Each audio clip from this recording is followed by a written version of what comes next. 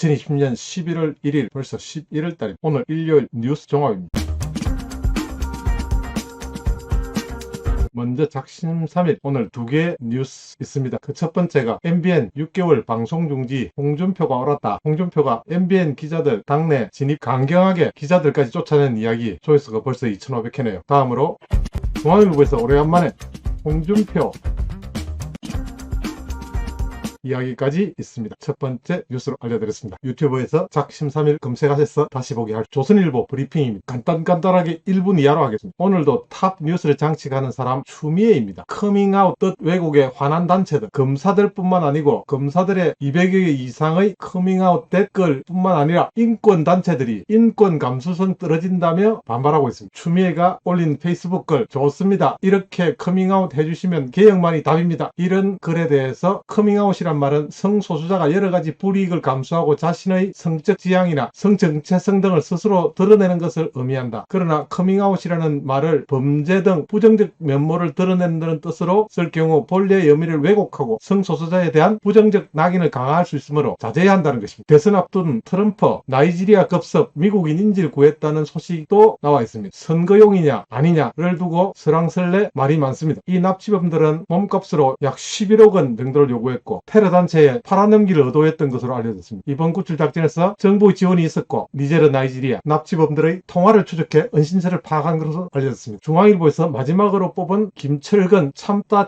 말한다 준표형 왜 이래? 이분은 국민의당 안철수 의원 대변인을 지내두고 했던 김철근 위원장, 지금 국민의힘이 안철수당이지 않느냐 이런 말들이 있습니다. 그래서 이런 기사에 별로 현혹될 필요는 없을 것 같습니다. 다음은 중앙일보입니다. 탑으로 거리두기 5단계로 바꾸었습니다. 신규 400명대는 식당 밤 9시 셧다운. 탑 제목으로 거리두기 5단계 세분화, 확진 400명대는 음식점 밤 9시 셧다운. 그림으로 보여드리겠습니다. 1단계입니다. 다음은 1단계가 일상생활, 사회경제적 활동 유지, 방역 수칙 준수, 이 정도네요. 그림으로 설명하고 있습니다. 자, 다음은 2단계고요. 아니요, 1.5단계 지역 유행이 시작하는 단계, 위험지역은 철저한 생활 방역. 1.5단계. 다음 그림은 2단계입니다. 필요하신 분은 파우즈 일시정지 누르셔서 보시면 되겠습니다. 다음은 2.5단계입니다. 전국 유행 확산, 마찬가지로 일시정지 누르셔서 보시면 되겠습니다. 다음은 3단계입니다. 3단계도 마찬가지입니다. 이렇게 세분화된 5단계로 확정을 지었습니다. 그러나 다음 뉴스는 중앙일보, 다음 뉴스는 거리두기 개편되었는데 이 개편된 내용을 전문가들은 난수표처럼 너무 복잡하다, 이런 질병관리본부 한림대 성심병원 교수 정기석 교수가 거리두기 개편 본 전문가들 난수표 같다, 너무 어렵다, 이런 내용으로 중앙일보가 전하고 있습니다. 김우주 감염내과 교수도 그 내용을 인용하고 있습니다. 김동현 한림대 의과대학 교수도 있고요. 이런 분들의 소개를 하고 있습니다. 조금 더 눈에 띄는 제목, 5.18 광주는 선량했다 인용부호. 국민의힘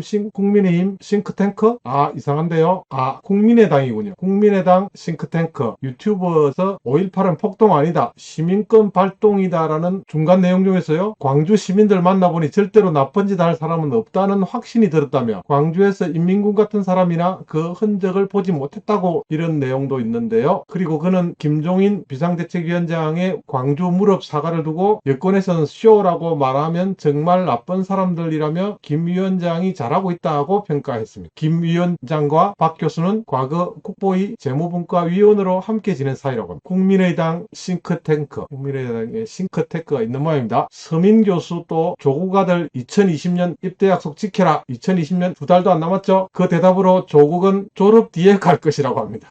이 조국 교수 대단한 분들입니다. 자, 조국의 페이스북 글이 보이는데요. 조국의 글을 한번 볼까요? 난데없이 제 아들 군대 여부를 꺼내는 사람들이 있네요. 현재 대학원 재학 중이며 졸업 후 입대합니다, 이렇게 적었는데요. 그러나 조 전 장관은 지난해 장관 청문회를 앞두고 아들이 현역병 판정을 받아 내년 2020년 입대할 예정이라고 밝힌 바 있습니다. 오늘은 중앙일보 뉴스가 제법 많네요. 자, 이렇게 작심 3일은 가장 빠른 시간 내에 시간을 절약해서 보수우파 뉴스들을 한꺼번에 재미까지 포함해서 빠른 시간 내에 전달해 드리도록 노력하고 있습니다. 다음은 저커버거 이건희 리더십 감명, 이재용의 위로 메일을 보냈습니다. 저커버거 이건희 리더십 감명, 이재용 부회장의 위로 메일을 보내다. 마크 저커버거 페이스북 창업자 CEO, 이재용 삼성전자 부회장에게 애도의 메일을 보내고 고 이건희 삼성 회장의 빈소에 조화를 보낸 것을 것으로 확인됐습니다. 중앙일보 소식이 오늘 좀 많습니다. 세븐일레븐 오픈하자 20분 기다려 입장. 대륙의 진풍경. 대륙이라면 중국이겠습니다. 세븐일레븐은 일본 편의점 브랜드죠. 밤 10시에도 줄 서야 입장 가능해. 평균 20분 정도 기다리는 건 예사롭다. 하루 평균 매출이 1억 1천만원, 역대 최대 기록을 놨다고 합니다. 롯데가 쫓겨나고 그 자리를 일본이 차지하나요? 일본의 대표 편의점 기업 중국에 진출해서 좋은 결과를 내고 있다는 소식들이 중앙일보가 타전했습니다. 중앙일보도 오늘 김종인 이런 식이면 퇴진시켜야 홍준표의 목소리, 저희 유튜버에 오늘 유튜버 중에 첫 번째로 제가 소식을 전해드렸습니다. 제 유튜버를 참고하시면 되겠습니다. 동아일보도 브리핑 해드리겠습니다. 미국 대선 이틀 남겨두고 있는 소식을 탑뉴스로 꼽고 있고요. 대규모 폭동 대비시설, 대비사설 대피쇼도 등장했다고 합니다. 이렇게 미국 대선 소식을 탑 기사로 다루고 있습니다. 거리두기 3단계에서 5단계 세분화도 같은 소식이고요. 두 번째 소식으로 그때는 맞고 지금은 틀리다. 김종인의 문재인 때리기. 그러나 그 강도는 별로 강해 보이지는 않습니다. 국민의힘 김종인 비상대책위원장이 1일 긴급 기자회담을 열고 재보선 공천 자체가 권력형 성폭력 피해자에 대한 3차 가해라며 공천인데 공전으로 적어놨네요.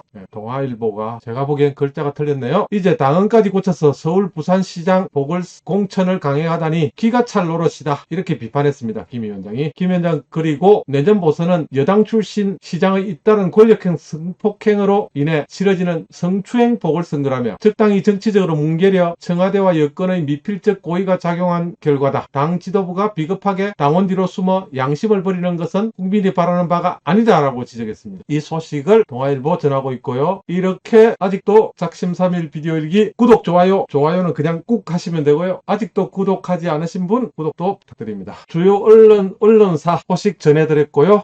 미국서 김치 알린 최간의 자택 침입 괴한 피살되었다는 소식. 이 최간의 김치는 미국에서 상당히 유명한 청년 사업가라고 합니다. 미국 포틀랜드 10년 만에 상당히 성공한 미국인에게 김치를 소개한 오리건대를 졸업한 최 씨는 2011년 포틀랜드 파머스 마켓에서 어머니와 함께 최간의 김치를 시작했는데 집에서 직접 만든 김치를 판매했는데 몇 년 뒤 이들이 만든 김치는 지역 내에서 널리 퍼졌고 포틀랜드 전역 식당이나 식료품점 진열대에 올라오며 주요 식품으로 자리 잡았다. 최간의 김치의 백배추 김치는 지난 2016년 미국의 굿푸드 어워즈 상을 받기도 했다. 미국 전역으로 유통되고 있다. 이 소식도 전하고 있네요. 3, 4신문이 다 똑같습니다. 이상으로 작심삼일의 언론사 뉴스는 여기에서 마치고 유튜버 뉴스도 따로 올라가겠습니다. 소셜과 유튜버 뉴스를 합쳐서 진행되고 있는 작심삼일 뉴스 여러분들과 함께 하겠습니다. 감사합니다.